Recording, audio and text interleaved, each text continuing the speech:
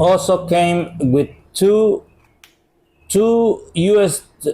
type USB cable together to charge both of the receiver and transmitter together. It has two Type C cables hooked up together to make a charge to charge the receiver and transmitter together.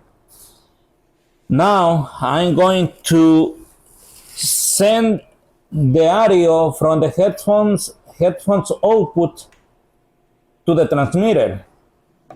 Okay, from the headphones audio from the headphones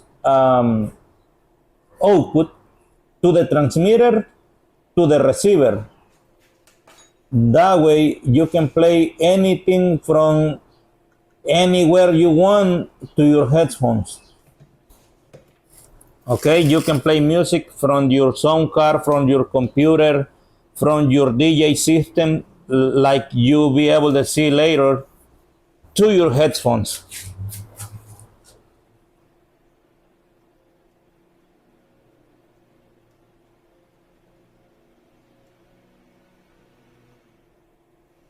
Also, I'm gonna mention that the volume level on the transmitter, the receiver, is very good quality because it's not made to high output.